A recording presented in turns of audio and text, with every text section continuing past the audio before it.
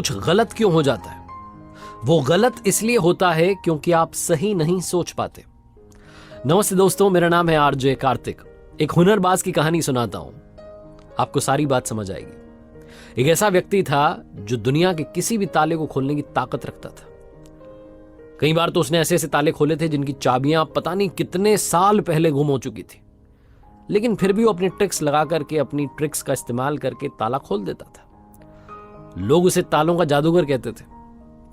उसे कई बार एग्जीबिशन में बुलाया जाता कि भैया यहां पर भी कुछ ताले मिले हैं पुराने, क्या आप इन्हें खोल सकते हैं। कई बार उसे टीवी शोज में बुलाया जाता, उसके इंटरव्यूज लिए जाते। वो धीरे धीरे पॉपुलर होता जा रहा था। एक बार एक बड़े बिजनेसमैन ने सोचा कि क्यों ना इसको लेकर के एक बड़ा कंपटीशन करते हैं, ऑडियंस बुलाते हैं वो। तो इस हुनरबाज को न्योता दिया गया कि क्या आप आना चाहते हैं। इसके लिए इनाम भी रखा गया कि 10 लाख रुपए आपको दिए जाएंगे, आप पधारें।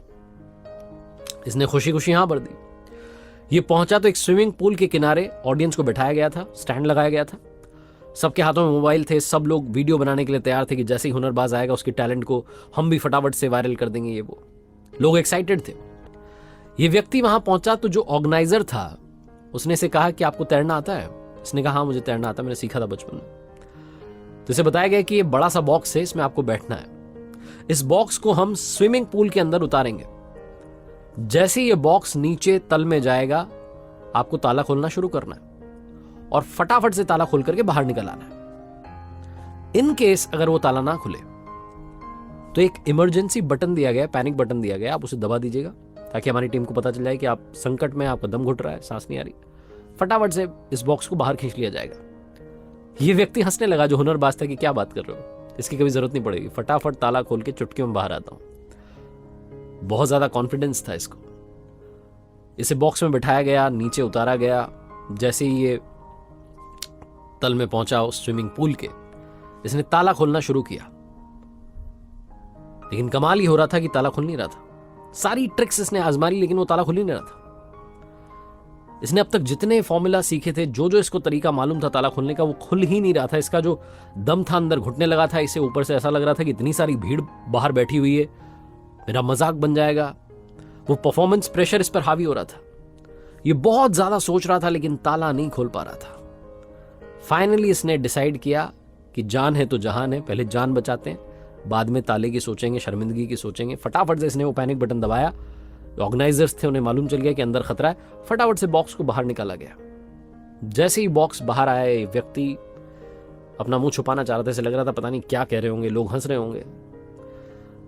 इसने सारा वजन एक साइड डाल दिया, उस साइड जिस तरफ वो ताला लगाया गया था उस बॉक्स में, दरवाजा जिस तरफ था। जैसे इसने अपना वजन डाला, वो दरवाजा खुल गया और इसे रियलाइज हुआ कि वो ताला सिर्फ एक ड्रामा था। एक ड्रामा क्रिएट किया गया था ताकि इसकी असली परीक्षा ली जा सके। ये दौड़ करके ऑर्गेनाइजर के पास गया और जाकर के कहने लगा कि आज आपने मुझे अपनी लाइफ का सबसे बड़ा मंत्र दिया है। कभी कभी ज्यादा सोचना भी खतरनाक होता है। छोटी सी कहानी है लेकिन आज की लाइफ में, हम सब की लाइफ में इंप्लीमेंट होती है।